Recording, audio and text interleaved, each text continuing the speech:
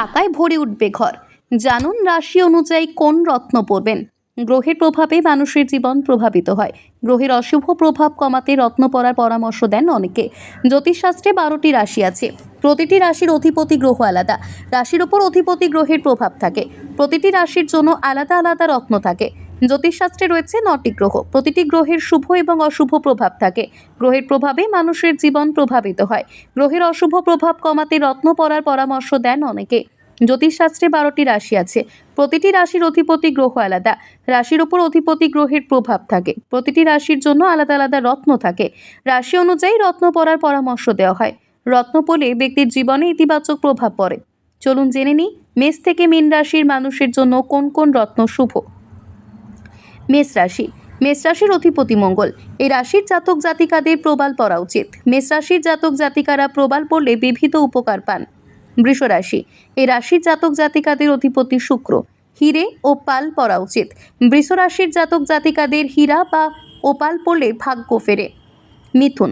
মিথুন রাশির অধিপতি বুধ। মিথুন রাশির জাতক জাতিকারা পান্না পরুন। পান্না পরলেই রাশির জাতক জাতিকাদের সৌভাগ্য আসে। কর্কট রাশি। কর্কট রাশির অধিপতি চন্দ্র। কর্কট রাশির জাতক জাতিকারা মুক্ত পরুন। মুক্ত পরা কর্কট রাশির জাতকদের মানসিক শান্তি দেয়। সিংহ রাশি। সিংহ রাশির অধিপতি সূর্য। সিংহ রাশির জাতকদের রুবি পরা দরকার। রুবি পরলেই রাশির জাতক জাতিকারা বিরাট লাভবান হন। কন্যা রাশি। কন্যা রাশির অধিপতি বুধ। এই রাশির জাতক জাতিকারা পান্না পরুন।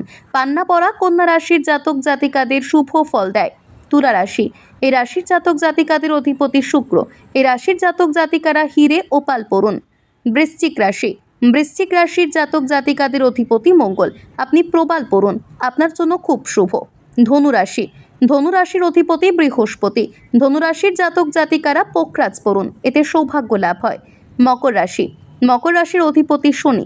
এই রাশির জাতক জাতিকারা নীলা পরুন। নীলা পরলে মঙ্গল রাশির জাতক জাতিকারা শুভ ফল পান। কুম্ভ রাশি।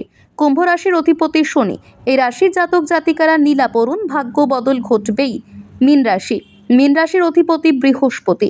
এই রাশির জাতক জাতিকারা পরুন পোকরাজ।